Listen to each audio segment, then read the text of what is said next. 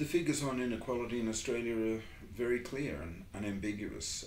In the 1970s, we had, by international standards, very little inequality, and you can't say that anymore. We've got quite substantial inequality by international standards, and the inequality is increasing, and it's increasing very rapidly.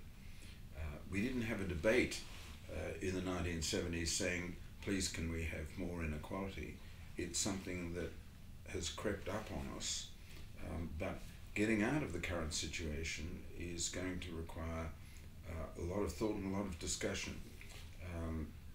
There are many reasons why I would prefer to live in a country with less inequality. I like to walk around with a feeling of safety. I don't like to have a feeling that somebody's going to rip my wallet out of my trousers, or steal my car, or steal my belongings, or bash me up. And property crime and violent crime are more common where there are greater degrees of inequality.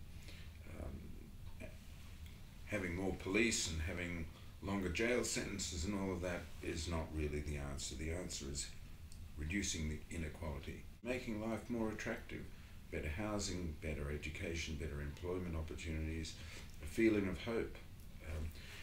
But apart from personal values, there are also good economic reasons for desiring less inequality.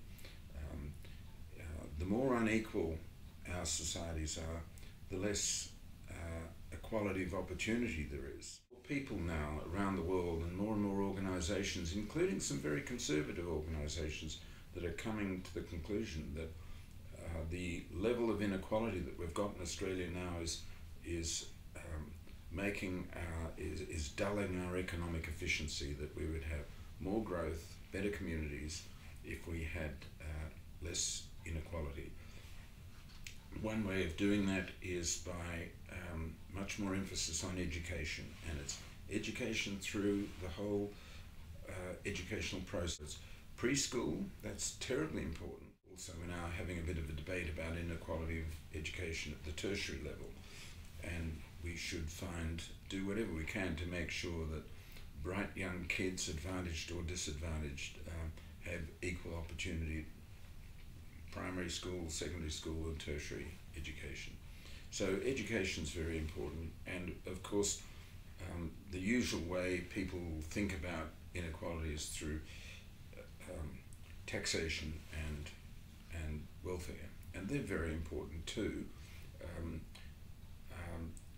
but we don't often talk about, I don't think we talk near enough about the very expensive tax concessions that are made in our system. So we have roughly $35 billion worth of tax concessions for superannuation, concessions that benefit me and my family, I might add.